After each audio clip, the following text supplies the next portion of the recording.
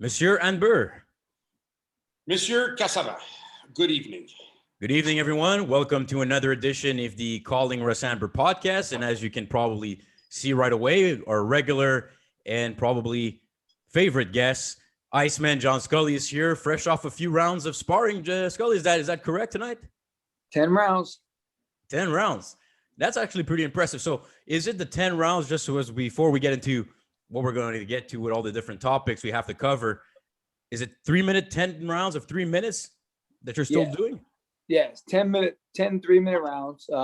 Three amateurs from Hartford. One was a super heavyweight, and one was a super middleweight, and the other one was a lightweight.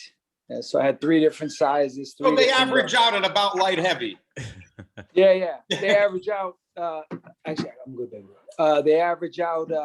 I told you earlier. Their combined ages are only like 4 years older than me. Scully, isn't this perfect proof? Like I've always said, of course it's important that you have conditioning and whatnot, and fighters have to be conditioned to go rounds and go 10 rounds and go 12 rounds. But one of the most important things is knowing how to go rounds, how to do 10 rounds. 100%, like 1,000,000%. It is so, and they're amazing. I'm 53 years old. I'm gonna be 54 in a couple of weeks. They don't understand.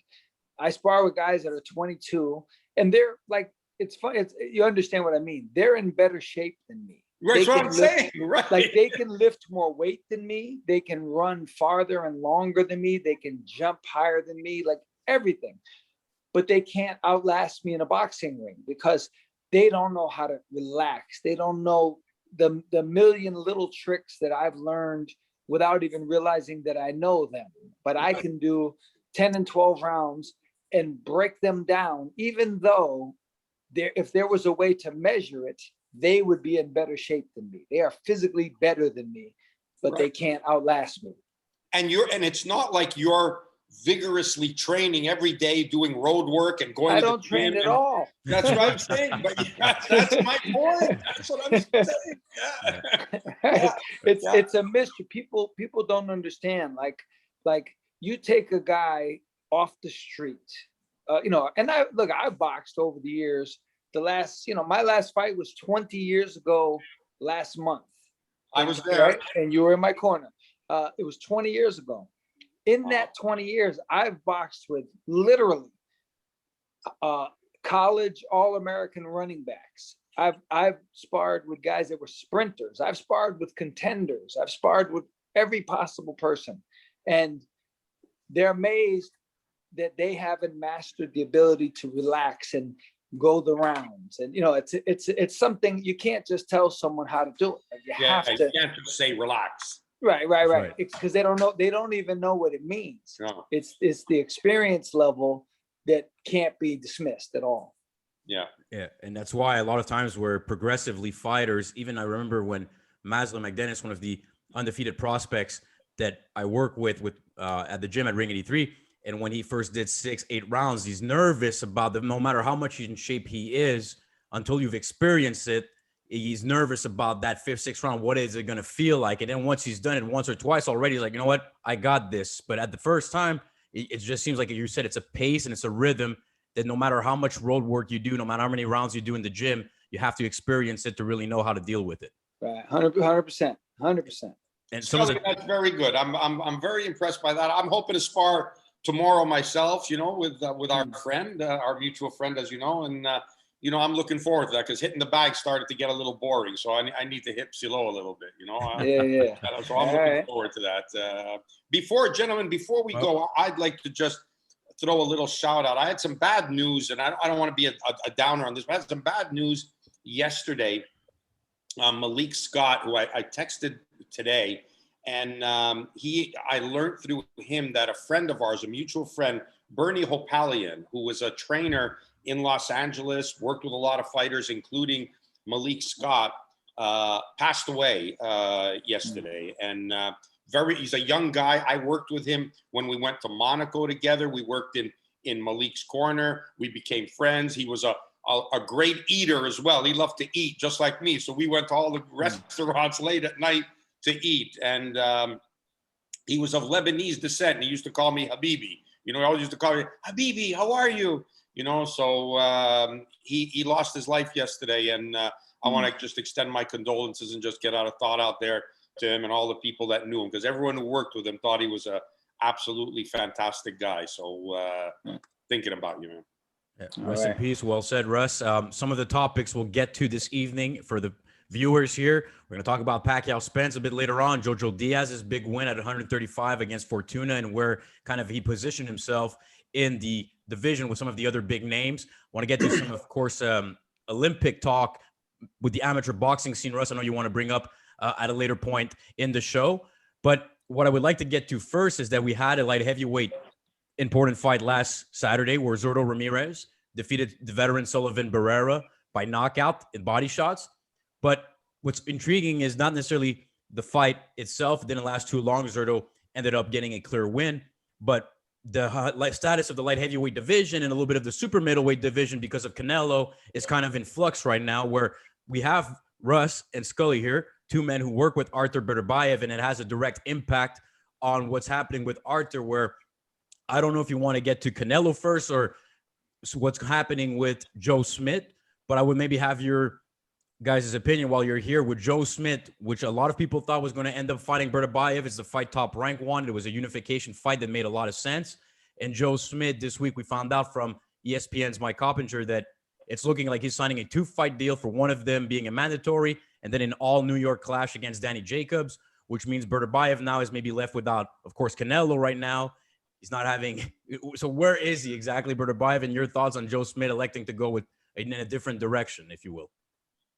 Well, me or Scully first? Who do you want? Go ahead, Russ. I think Joe Smith's people read the How to Manage a Boxer manual, you know, and checked out page 1, which said, you know, you don't fight a guy who has 100% KO percentage on his record, you know, unless you absolutely have to. And I can't say that I'm surprised by that. You know, when you have to fight somebody like a Beterbiev, if you would have had to fight, you know, George Foreman, if you would have had to fight Joe Louis, if you would have had to fight Mike Tyson, you have to be handsomely paid for that. And I'm not sure, and I mean more than you think would be reasonable, because you know, we both know the kind of fighter that Beterbiev is. Joe Smith is a hell of a fighter. I mean, I would go into that fight thinking, okay, we're in a fight here, and we're going to have to be super careful about what we do because this guy's strong, he's awkward, he can punch. But, you know, I think their team looked at this and said, okay, where do we get our biggest advantage? And I think there's a question of strength, there's a question of size, there's a question of power, that you take all those 3 things that he has over Danny Jacobs. And if you take those 3 same components and say, does he have those over Artur Beterbiev? Then the answer is no. So I think looking at it, you know, as much as we would have liked to see the fight get another belt for Beterbiev, I can't fault them. They did what they're supposed to do, and that's look out for their guy. And they got a 2-fight deal against a smaller guy in Danny Jacobs. So, I can't knock them for it. Scully, I don't know what you think. But. Yeah, no, I agree 100%. I mean, you know, in reality, nobody wants to fight Artur. Like you don't say in reality, I want to fight this guy. Like, you know, if you have to, you fight him and you want to win. But if you have a choice between him and a couple other guys, you're probably going to take the couple other guys. And it's just the reality. And especially, boxing is a business. Sometimes I hate the fact that it is, but it's just smart. It's smart of them, because if you fight Artur and get blasted out, now you've ruined the chance to make you know, a couple defenses and good money, and then you fight Artur. So you get 3 paydays instead of 1. So it's, you know, it's very smart. I mean, you can't. I don't knock anybody for not fighting Artur.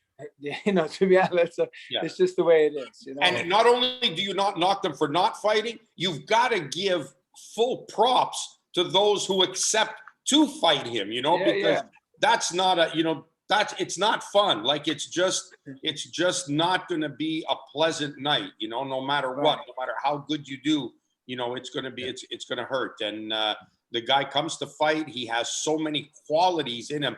You know, it's rare that you see, you know, all those qualities wrapped into one fighter, and he has a lot of them wrapped in. You know, the only guy that I could say, you know, like a guy like Canelo has unique qualities of not being able to get hit and being as fast as a middleweight or a junior middleweight, you know, and punch like a light heavyweight. You know, that's he's again a next level guy, first ballot Hall of Famer that's going to walk in. But you're talking about the exception, not the rule. Right. Yeah, but Beterbiev, now, what I'm a bit surprised is that in his last performance against Adam Dennis, a lot of people thought that he didn't look as good as he had in the past, right? It was his first fight since unifying the titles against Vosdik, but based on the actions of what we're seeing in the divisions and the people talking about Arthur, it looks like people are not necessarily ready to say, you know what, he looked not as great as he did, but not to the point where call, you know, let's make the fight. People, I think, are still hesitant to think that it might have just been a bit of Russ probably in that performance, more so than thinking he's on the decline. Matt, it was a lot of things. I was there. It was a lot of things. It was the rust. It was the time. It was the pressure of fighting in a COVID era, Russia, Moscow, where he was welcomed with open arms. This was a big heroic homecoming for him. A lot of pressure on him. You know, this was even bigger than just fighting here in Montreal, you know, because this is his adopted home. That's his real home, where all the people wanted to see him. They wanted to see that performance. There was a lot on his shoulders. And Adam Dennis is a tough guy that prepared well for the fight and was quite tricky in not getting hit and was very careful. And Arthur, you know, was looking to want to land. And he didn't get the opportunity like he wanted to. But I'm going to blow that off to a one-off and say that despite that, the danger, even though he didn't look great, throughout that, the danger was there, and Adam Dennis suffered the danger that was Arthur Beterbiev. Yeah, and now you mentioned briefly, Russ, Canelo. Canelo has been open, it looks like, from what we hear, that he's willing to possibly go up eventually to light heavyweight and challenge Beterbiev. And Scully, I thought you had an interesting tweet this week, though, as, of course, the Canelo army is very strong on social media. He's the pound-for-pound best fighter at the moment, and somebody that, you know, many see as being probably the best fighter for the next, you know, foreseeable future, as he still is in his prime, I believe, at 30 years of age. So your tweet exactly was that you believe, though, that Beterbiev is too strong for Canelo, though, if I understand correctly, kind of what your sentiment was a little bit earlier this week. Yeah. I'll read, sorry there, Scully. I'll just read exactly the tweet. We said, Arthur, way too strong for Cinnamon. Gotta respect Canelo's skills, but Arthur is not Sergey Kovalev. Right. Yeah, you know, at light heavy, he was able to get to Kovalev, and you know, but Kovalev was not the same Kovalev he was a few years earlier. It was a whole different situation, and you know, Kovalev had shown that he was susceptible to body punching, which Canelo is a master at. Just two different situations. People, rightfully so. I mean, they're excited about Canelo beating Kovalev, and it was a great win.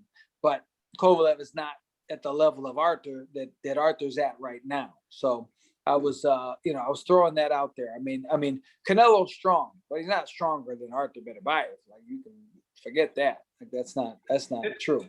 The important thing is, how does Canelo avoid strength becoming a factor in the fight? And if there's one guy who could do it, it could be Canelo, who takes strength out of the equation, you know? And I mean, You can look at a lot of great fighters in the past who their opponent had strength over them, but when you remove it from the equation and remove it becomes a non-factor. Same with punching power. You got guys devastating puncher. You need to remove that from the equation, and then it renders the playing field level. But it's the great equalizer, isn't it? Yeah, 100%. I think also looking at Canelo being open to fight Arthur, but not right away, I think two things can be true: that Canelo is willing to face any opponent, and he has, but he's also smart about when he faces them. I think in the case of Golovkin, he waited a little bit before getting that fight, as much, you know, waited as long as he could to try to develop it a bit more and have Golovkin slow down a little bit. And with Arthur being 36 years of age, I'm not surprised that Canelo might want to stretch this out to another year or two before agreeing to fight him. In the meantime, fight at 168. So even when he faces Beterbiev, he's going to try to have the most advantages on his side. I think he's a bit of a smart matchmaker despite the fact that he at least is willing to face, the best fighters in the world. I don't know if you agree or not. Look, that seems to be the plan. It looks like, they're going to stretch it out and wait till Arthur, ages, which is smart, but you can kind of see it. People. It's funny, as the years go on, like Floyd did a lot of that type of thing, That's and right. so people are starting to get hip to the game. They're understanding how these things happen, and how they play out and why. And because I've seen people just on message boards saying similar things, and they're just they're fans, but they're getting more intelligent with the internet being at their fingertips, and they're learning more about how boxing really works. So Canelo's being smart, which is smart. It's a wise move. And I think, Matt, I know this is a case of the glass half empty or half full, right? We're right both ways, but I don't think it's only a case of Canelo waiting for Golovkin to have aged or got older. I think it's also a case of making sure your guy, we keep forgetting that the guy just turned 30 right now. So he was still a child when they were talking about wanting to put him in with Golovkin, despite the fact that he had so many professional fights and accomplishments. He was still young. So I think there was a lot of part of making sure that your fighter is not only physically but mentally ready for that kind of challenge as well. And this happens in boxing from day one of your pro career. They put you in your first 4-rounder against the guy that you're supposed to beat, that's the right moment, right fight for you to take. And then fight number 5, when you fight your first 6-rounder or 8-rounder, is put against the guy that you're supposed to beat, but is right at the right timing that you're supposed to get through that. It's all about that kind of timing. Boxing careers are built on that. And I don't believe, except for mandatory defenses in which at that point you try to cash out what you can and you see if you get through that hurdle. But aside from that, I don't think that changes at any point in your career. You become champion even when you pick your optional defenses. You pick who's going to bring you the most money, who you're going to look good against, what's going to be the best move, when you're ready for it, when to take this guy. It happens from day one in your pro career, and I think it lasts all the way till you retire. And like Scully said, people are getting hip to how to do that, especially when you're dealing with a great fighter. And if you don't believe that, go back a year before he fought Golovkin and take a look at him, and look at him now in the fight against Callum Smith. It's like watching two different athletes. It's like watching two different fighters. Like, he does things so different. You talk about being relaxed, Scully. There's a relaxed guy there. You know what I mean? Right. He's so relaxed. He stands right in front of you. You can't hit him. He rolls. He's strong. He punches with authority. He's confident when he's in there. All these traits you didn't see earlier are starting to come out now, and he's only 30. This kid is just, that's one of the reasons why I rate him so highly right now, because I see the evolution of where he came from and what he has become. And to me, when that defense that he showed, which he never showed that before, he never showed that kind of defense before, what he shows now, that proves to me just how great this guy is. 100%. And for Arthur, then, and I'll finish on this one for this point in the light heavyweight division. Do you just want him to stay active and hopefully wait for that big payday against Canelo when Canelo's ready? Because Bivol would be the fight the fans would want to see at 175, but it looks like Bivol, because of the television network obligations, with him being more associated with the Zone or otherwise, and Beterbiev going to fight on ESPN with Top Rank, that's not really a doable fight. Is there an opponent out there, now that Joe Smith's out of the equation, that you want to see Arthur face next? Or stay busy is the recipe until Canelo's ready? Scully? I mean, to be honest with you, I was kind of planning on fighting Joe Smith. I was kind of excited about that. I thought that was the next fight. I thought that's where things were going. So now, I mean, I said, I think I said it last time we were here. I said, Bivol is the most important fight, and Joe Smith is the best fight, visually. Right. Now those two are kind of out of the way. So we're hoping for Canelo. So I assume Arthur's going to fight another contender to keep busy and, wait till these things sort themselves out. I would assume Canelo would be the goal. He's the ultimate fight that we would want to get. I'm a little disappointed that, maybe it's just thinking of the good old days, but it's unbelievable that Bivol versus Beterbiev in Moscow, in this day and age, is not like on everybody's plate. Like what? These guys are the two champions of the division, recognized as the two best there. Like, what are you even waiting for? How is this not talked about? I just don't get it. And that's probably what is the saddest part right now of boxing, and what we just said about the television rights, the promoters, people having their own interest in wanting to protect who they want to protect. Matthew, Bruce Bruce Trampler hit the nail on the head when we spoke to him last week about this very same thing. These people have their interests of not wanting to put their fighters with other fighters, and they keep everybody just moves along in their own lane, and they're very happy. They wave to each other, and they just keep going on and on, living in kind of a little fantasy world that they're the champion, and they just go on, and it's as if the blinders are on and they don't see the guy beside them. And it just doesn't make sense that Bivol and Beterbiev in Moscow, and forget anywhere else. I don't care, because it doesn't matter anywhere else. It matters in Moscow. It matters in Russia that these two great fighters from Russia are meeting to unify the light heavyweight championship. How is this not happening? It's insane. Yeah, and Canelo, we know, is looking probably, according to the reports, going to fight Caleb Plant next. Now, Bivol is actually rumored as a Canelo possible opponent, depending on if they can agree or come to terms with Caleb Plant.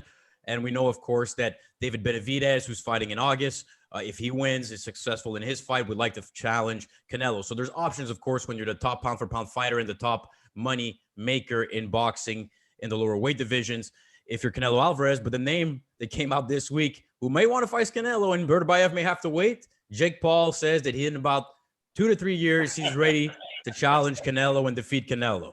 Now, I know we don't want to talk about too much of the Paul brothers and all these, we've done this in the past, but they're having a headline fight on Showtime August 29th, where Amanda Serrano's on the undercard, which I think is good that they're putting real boxing fights on the undercards here and not just a complete circus show. And then Jake Paul's going to fight Tyron Woodley, an MMA fighter, who's going to be making his professional boxing debut. But Jake Paul said with a straight face that he believes in 2 to 3 years he'll be ready to challenge Canelo and possibly beat him. Before we get to that, because you mentioned about Caleb Plant, I saw something just before we started this. And again, I don't want to say it's a fact, just something that I saw, so we have to find out if this is true or not. But they're reporting that PBC wants to have a multi-fight deal with Canelo if he fights Caleb Plant. Yeah, and I think Eddie Hearn says they're willing, Canelo is, to do a one-fight deal. So that's we're going to have to wait. But again, these are all these little perks of trying to cash in on something for the future. It's the price you're putting on the belt. So let's see what's going to happen there.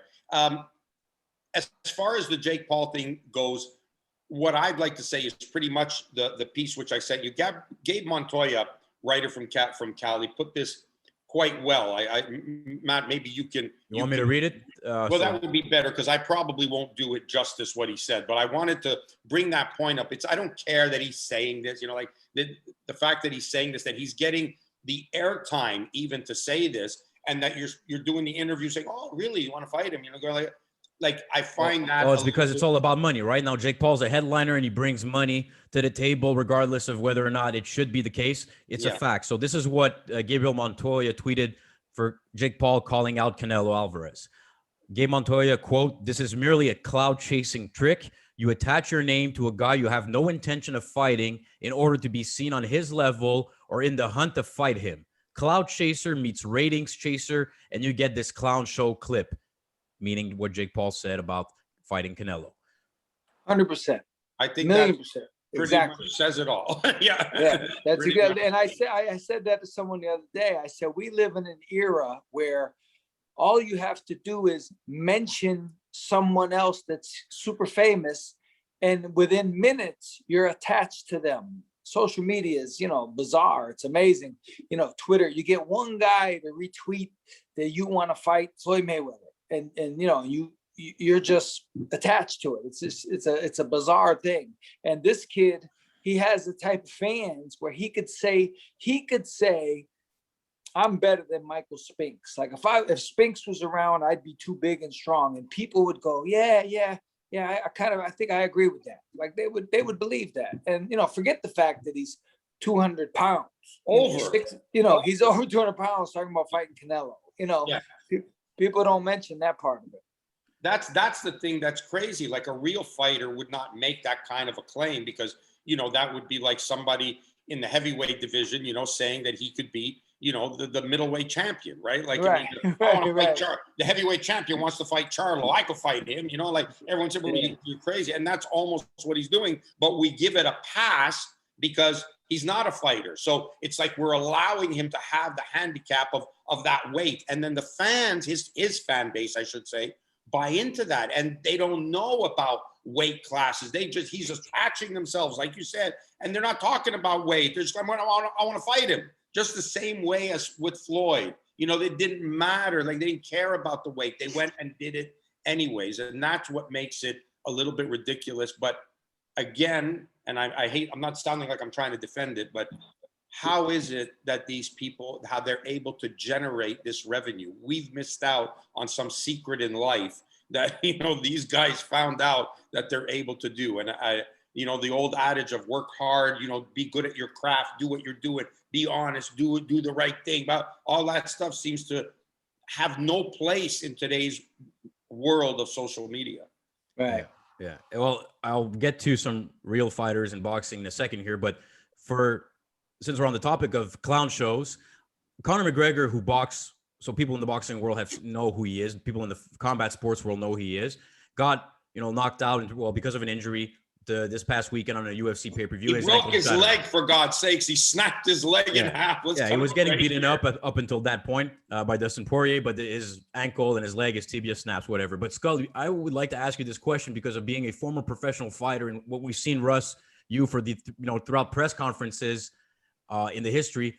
There was kind of stuff that to me is a no-go in combat sports, kind of an unwritten rule, if you will, where you don't threaten to kill somebody literally, because we know there's been deaths in the ring, of course.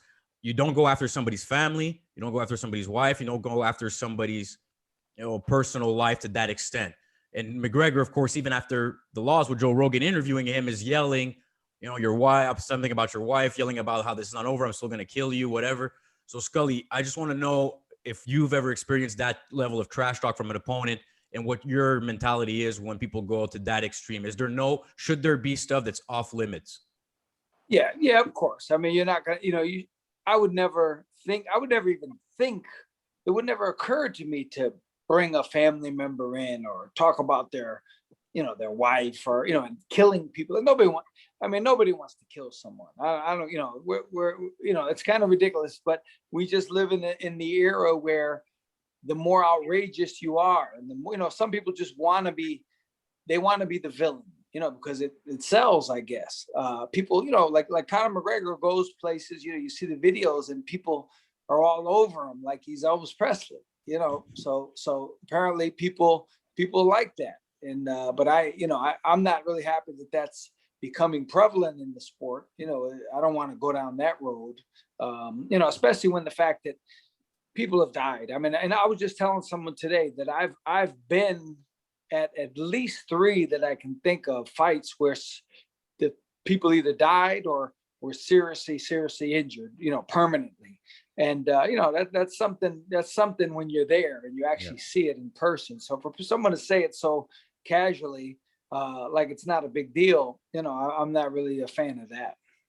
That's something that's always bothered me as well, because I too have been there. And, there's 2 things that have always scared the hell out of me is actually somebody dying or being permanently injured in the ring, in which I saw both from this far that I'm sitting from my screen here, and weight loss, and both were connected, watching guys dehydrate themselves in plastic garbage bags before so-called sauna suits were available, and people would wear garbage bags and draining to make weight, and then, suffering the dehydration during the fight, and suffering a brain injury and dying. And both those things happened early in my career and scared me for the rest of my life. That it's always something I'm very cognizant of and very wary of, and it worries me when fighters are heavy, and that the weight loss bothers me, and seeing guys drain water out of their body. You know, you've been training, eating good, fully hydrated, going rounds in the gym, and now as you get closer to the fight, all the good stuff that's supposed to be taken, you eliminate all the good stuff. No more food, no more water, draining yourself as you're getting close to the most important day of your life. That's always been sets a short circuit off in my brain. So those two things bother me a lot. And when I hear people talk like that, I don't feel for the opponent that they're saying that to. I feel for those who have actually lost family members and people in the ring, and that you're disrespecting them, you know? And that's why, Russ, you were also upset in the rematch when Hopkins talked about he was going to kill Jean Pascal for the rematch, right? And no matter how great Bernard was, I think that was a little bit over the top, right? At the time, you weren't happy with that. No, that was I wasn't happy with that, and it shouldn't have come from somebody as great a fighter as Bernard Hopkins, because he should know better than that, you know. And I'd be happy to tell Bernard if ever I saw him, you know, if that conversation came up, I wouldn't hesitate. Yeah. You know, I think I'm close enough with him and friendly enough with him to say, you know, why would you have said something like that? You know, like to get into his brain. You know, it's not the fighter's brain you're getting into. They've been dealing with that stuff all along, but that's an attack on the family, on his kids. You know, those are things that you don't say. And or especially the disrespect for those who've lost actual loved ones in the ring, right? I think that's what happens to me. That's sort of just, especially when you know about the history of the sport. And Scully, final point on opponents and trash talk. Did you ever get to the point that you despise your opponent even after the fight, that to this day is somebody that it got so bad-blooded or whatever that you're saying, I'm never going to respect this man regardless of what happens? Nobody that I could think of. I mean, to be honest with you, it's kind of funny. Like, it's weird. You do the things before the fight. You know, you hate the guy, you dislike the guy, you know, you hate everything about him. But then you fight, and literally, as soon as the bell rings, you go over and you hug each other, and you're laughing, and you know, it's just kind of a weird thing. I'm kind of friendly with quite a few guys that I've fought. I really can't think of anyone that I don't like. Even though we fought, even though there was some trash talk. I mean, like even Michael Nunn and I, during our fight, you know, quite a bit of trash talk and, you know, different things. And I just talked to him yesterday. Like, I talked to him on the phone quite frequently. So I guess I've been lucky. I haven't really had to deal with that too much.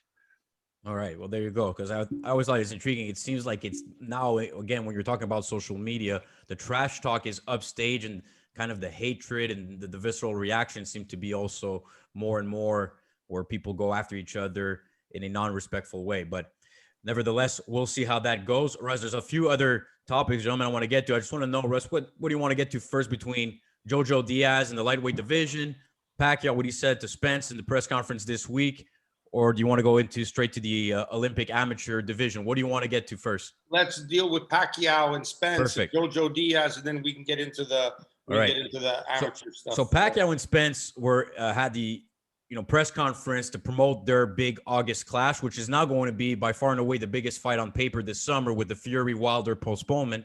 So do you see Pacquiao was actually quoted as saying that Spence is already better as an inside fighter than Mayweather ever was, and that Spence could not learn anything from Mayweather, even if Mayweather tried to teach him stuff, because people were reporting that Mayweather was going to give tips to Spence before his bout against Pacquiao. So I don't know if you thought Pacquiao was just saying that as a chirp, if you will, to Mayweather, or do you believe that looking at the styles that Spence maybe is better than Mayweather? Well, I mean, look, Spence is a great fighter. I don't think it's fair for anybody to say, is better than Mayweather at anything right now. I think time only proves how great you are and what you could be better than somebody. So, well, I'll just read you the quote exactly, Russ. He said he could teach Mayweather, Pacquiao was saying this, he could teach Mayweather how to fight toe-to-toe, end quote. Meaning Spence fights better, I guess, in terms of it. He's going to be more of an action fighter than Pat Mayweather ever was. I think to me, that's a double barrel shotgun. That's a two-way shot. The first shot is at Mayweather, because they're going to continuously chirp at each other. And I don't think Pacquiao believes that Mayweather ever really got the better of him, and he'll never get the rematch and opportunity to prove that again. And the fight took a long time in the making before it got done. And then he didn't turn out the way Pacquiao wanted to, and he never gets, a guy who's used to fighting somebody 4 times, like Juan Manuel Marquez, and barely got one Mayweather, doesn't sit well with Pacquiao, and I don't think it will ever sit well with him. That was the first barrel. The second barrel was kind of a little, subconscious shot to Errol Spence to say, make sure you stay here with me. I don't want you getting on your bike and running around. Right. 100%. That's how I feel. Yeah. Yeah. And that's the same thing. I took it like that was his invitation to, it's almost like in a fighter's mind, Spence is saying, man, he thinks I'm a great fighter on the inside, so why would I do something different?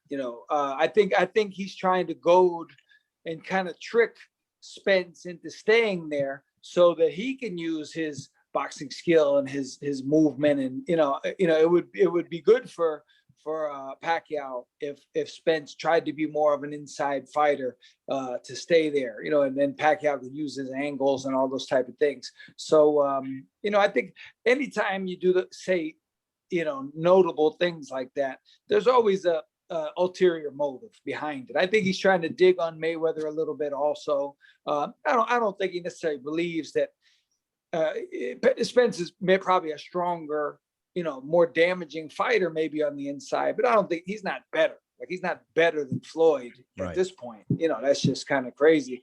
But it's a talking point. It gets people talking about the fight. And we're in that era more than any other era where you say something a little off the track and it gets us talking about it.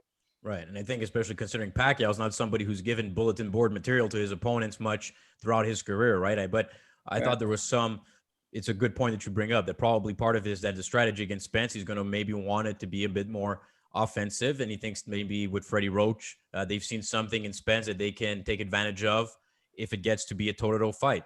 It's going to be fascinating. I think we'll have, of course, more time to talk about it as we approach the August 21st date. I'll tell you this. I say this, it's a little stupid what I'm saying. I don't mean new, but I have a newfound respect, or an even higher level of respect than I already had for Pacquiao, who I think is an all-time great. But at his age, there's one thing at his age to be fighting.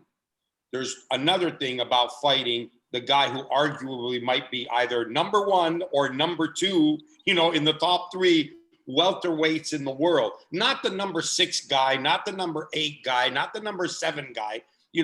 Crawford, Pacquiao, Spence. Though when you talk welterweights, those are the 3 you talk about. And he's fighting Spence at his age. That's a newfound respect for me. And that should be an example to all these young guys who become world champions and make claims to winning titles in 3 divisions. And they're the new Henry Armstrong. And I just won this division and that. And you haven't fought, and you won't fight the other guys in the division. And here's a guy who's 41 years old fighting the best the division has to offer. Why can't things like that ever be taken as an example? And we always take the bad examples of, I'm going to make a name for myself. I'm going to do something outrageous. I'm going to be crazy about something, that they'll copy, that they'll do, but they don't copy this kind of conduct. Why? Right. It's more difficult. And what's funny? In the last couple of years, I've said, and not blaming him at all, I've said Mayweather would never fight Spence. Like he wouldn't fight him at this point. It would be, I figured Mayweather wouldn't fight Thurman. He wouldn't fight Spence.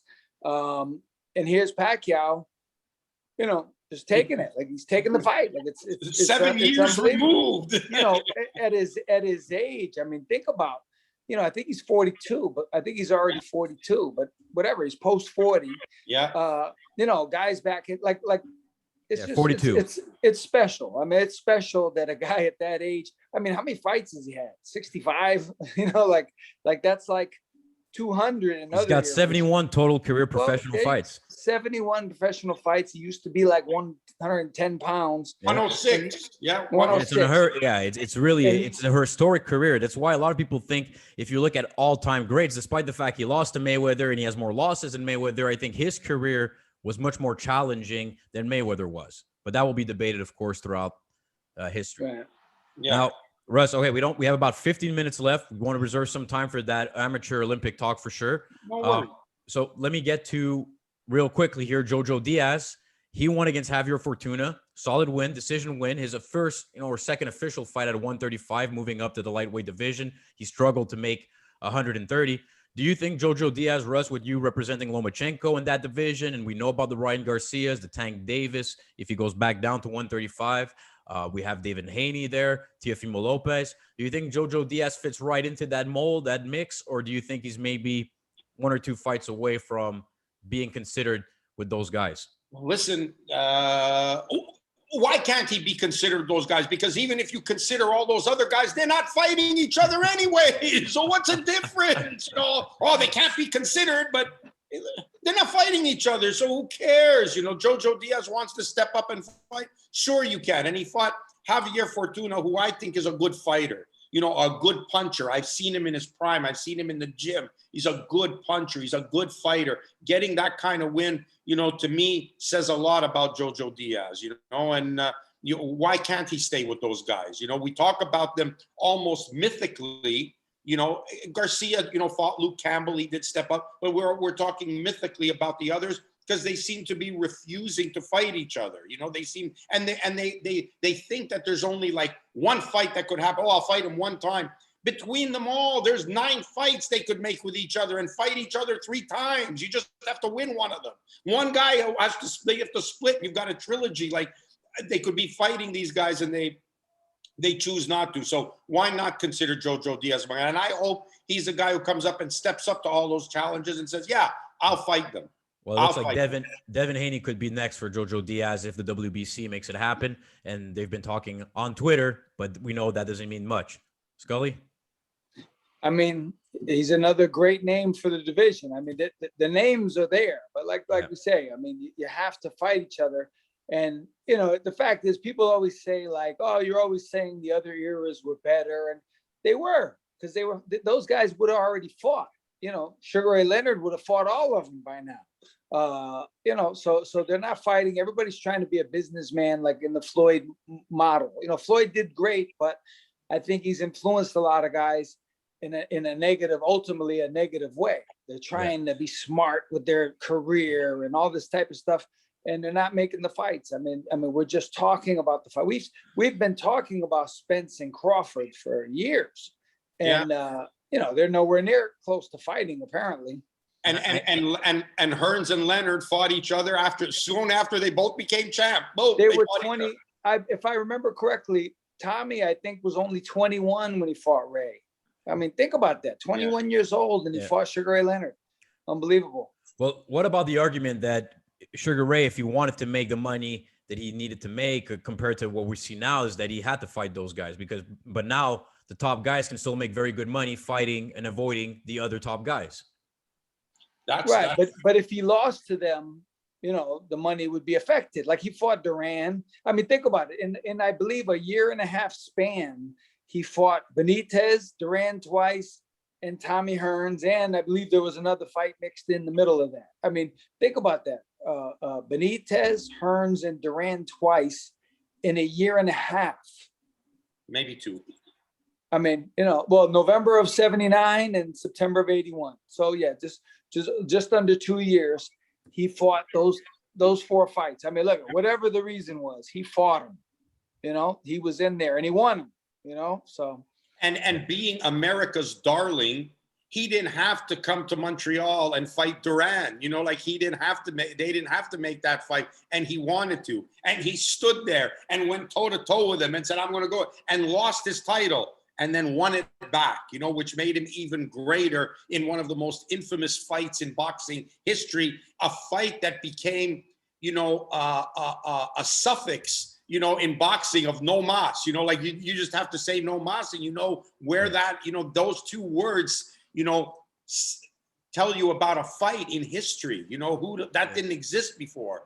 And yet today we don't see that. You know, we don't see the people involved and the greatness, but they cash the check. And I think that's why I say, when we talked earlier about television, promoters, managers who are happy to pay for those belts and pay for interim title belts. Wasn't the Jo Jo Diaz Fortuna fight for the interim lightweight title of the WBC, which already has Haney as like a regular champion, I think, and then Lopez as a super champion. So and Diaz was wearing the belt around him when being interviewed on TV. You know, you became, I guess, basically in essence the #1 contender, but you're wearing a world. It doesn't say interim on it; it says world champion on the belt. You know, and what I've noticed though, Russ, is that like you talked about the managers, everything, but the media, a lot of the new media is also giving this a pass. I've noticed it's almost like they're happy. Hey, stop complaining, you old guys.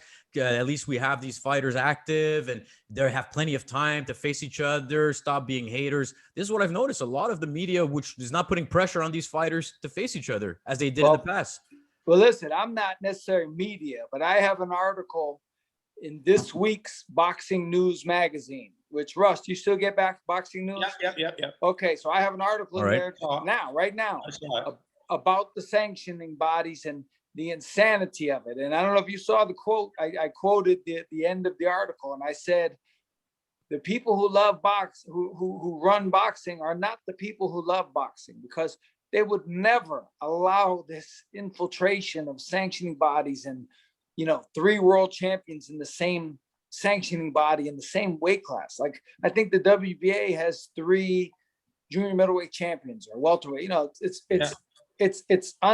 wouldn't believe this was happening if I didn't know for sure it was happening. If somebody told me this, I would go, nah, it's not possible. Like, and the people who run it wouldn't do that. But I disagree with you, Scully. The only reason that if these guys decided if the organizing bodies said, we're going to make 3 belts, and promoters, managers, and fighters and TV said, we're not going to promote your phony, silly belts. We're not going to promote an interim title. We're not going to put the word, these 2 guys are fighting each other for the interim championship, when there's the lightweight champion of the world, Teofimo Lopez, is right there. We're not going to do that. It's going to make us look stupid.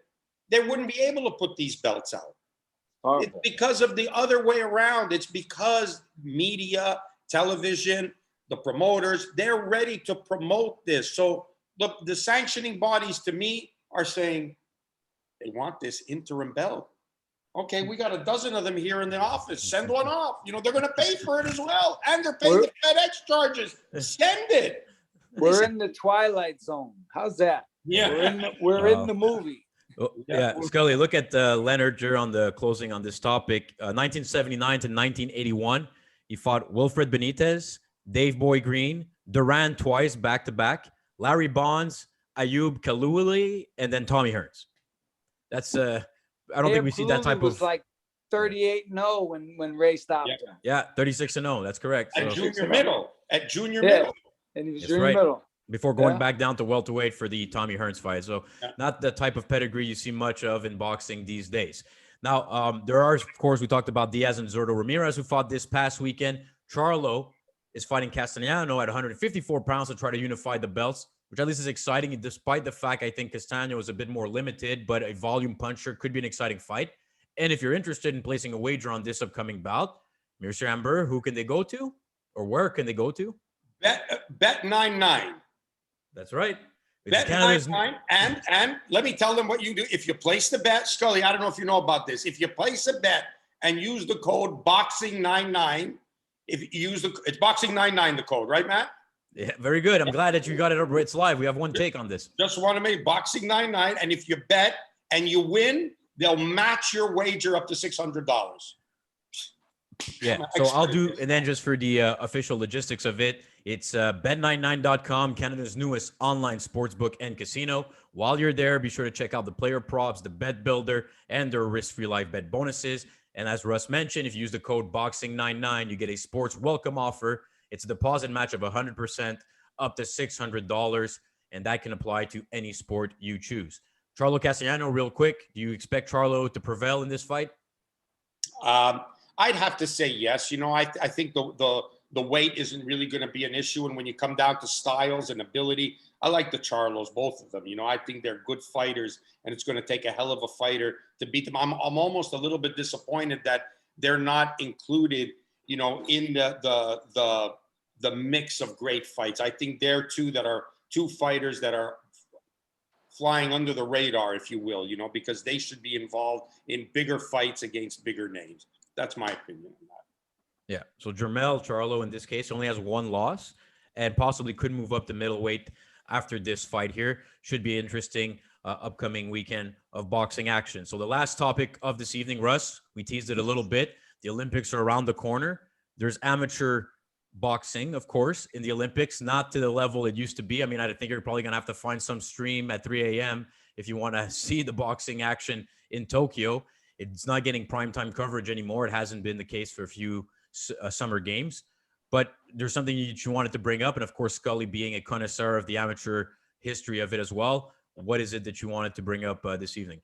First of all, like the Olympics, I mean, I'm hearing that there's pros that are going to be at the Olympics now. You know, it's a complete mess, right? Like, I don't even know how people got to qualify even to go to the Olympics now. It's all, especially with COVID, it's all been a mess. But the thing that I wanted to address, and this is not the fault of the national governing bodies, but more of AIBA, and then of course all the national governing bodies have to do that. We talked earlier about fighters today in the pro ranks having to cut weight. They're always cutting weight. You know, it used to be a guy walked into the gym. You said, "Hey, how much do you weigh?" He says, "Oh, I'm about 165. Say, "Great, you're going to fight at middleweight, you know, at 160. And another guy walked in and said, "How much you weigh?"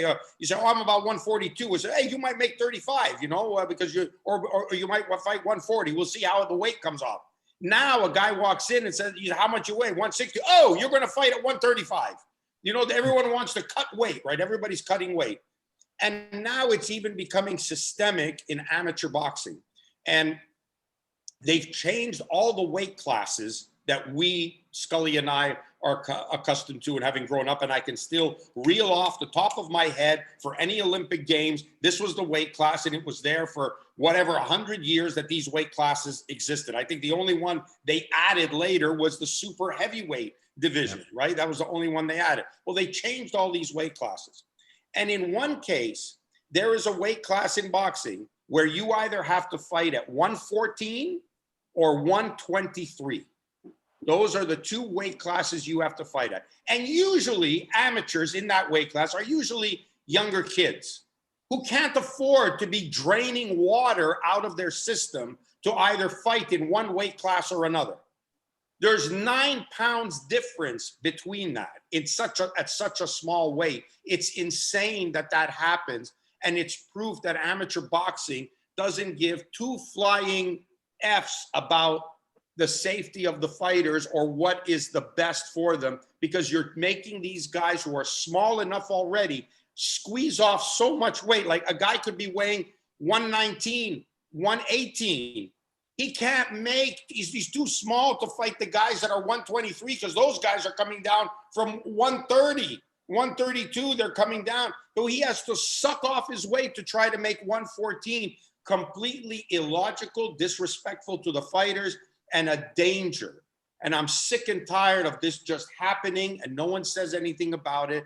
And we let it go on and you come up with obscure weight classes in boxing, which there was never anything wrong with the weight classes that existed. There was never anything wrong with, 106, 112, 118. There was never a problem with that. Why did that have to change? Somebody benefited. Somebody wanted to hurt somebody with it. Somebody did something because nobody could have sat down and said, yeah, let's put 9 pounds difference on these small bodies.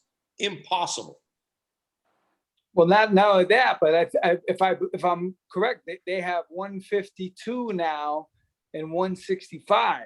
Yeah, that too. So yeah, that's 14 pounds. Yeah, it's like welterweight to middleweight.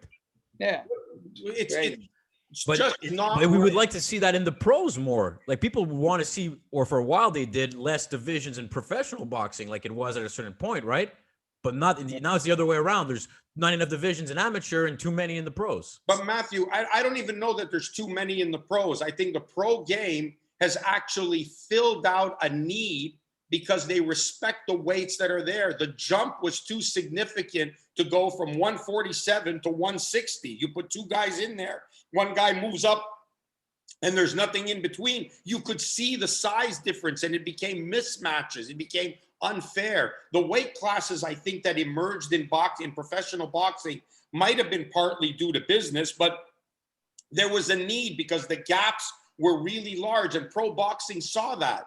Now, amateur boxing has reverted back where it used to be fair in the weight classes. In fact, the biggest, back in our days, Scully will tell you this, the biggest weight gap was going from 65 to 78. That was from middleweight to light heavy was the biggest gap. But at least the guys were big already at that size. You know, it wasn't done at 114. You didn't have 9 pounds on a guy who weighed 114, right? It was at a bigger weight. But pro boxing saw the need to fill. We needed a gap in between middleweight and light heavy because that 15-pound difference was just massive. It was huge. Am I right, Scully? A massive difference, 160 to 175. You needed the super middleweight division. You needed that, you know. And then when you went from light heavy to heavy, we needed the cruiserweight division. But their bodies and the number of people were there to fill those classes. And amateur boxing has taken that away. And it's criminal that they're doing that. And God forbid something's going to happen to a kid, you know, who can't make weight. I know something happened at the Nationals now that are going on in Lubbock, Texas.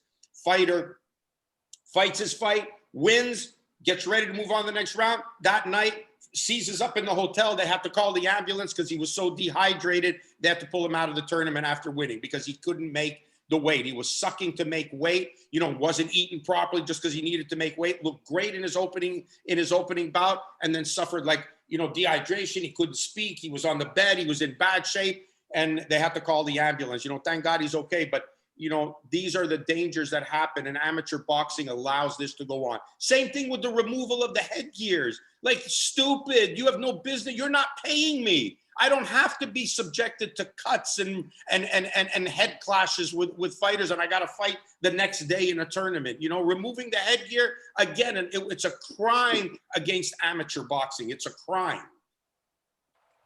100%. All right. That's a mic drop moment from the Russ's rant of the evening. Okay. So, gentlemen, when we've been able to land on the timing, so we maybe have a minute or two each, if you like, to any final words, anything that happened this week in the boxing world, or Scully, you want to address, if you give you a second here, if you want to think about it, or Russ, any final thoughts on the evening? When you have a mic drop moment, you don't come back and then come to close the show, right? That was the Russ, mic drop Russ might moment. ruin it. He might ruin it. That's right. I'm not could have had a second mic drop moment. You never know. Well, it'll be Scully's if he wants to have one. Scully, what's your mic drop moment? Who are you calling out tonight after 10 rounds of sparring? I'm not calling anybody out, but I was in New York the other day. Iron Barkley did an event, luncheon with the champ. He raising money to help fighters. Mike Tyson showed up. Unbelievable moment. Tell me that picture. I want to know. Here's the crazy thing. I'll tell you, everybody knows Mike is a boxing fan. He loves the amateurs. Now, this guy's one of the most famous people on earth, one of the most fearsome heavyweight champs, you know, the whole nine, right?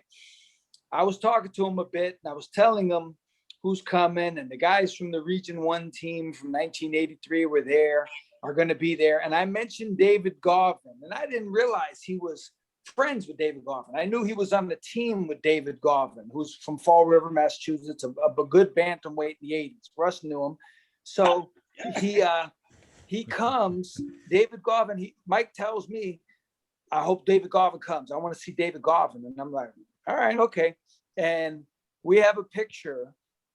Mike Tyson was 10 times more excited to see David Govin than David Govin was to see him. Like, David was excited, but Tyson is hugging him like, I can't even describe it. Like I don't know, like he was hugging a long lost family member. It was really, really something to see. He really wanted to see David Govin, and he saw it. And Mike Tyson was, he really showed a side of himself that a lot of people didn't know existed.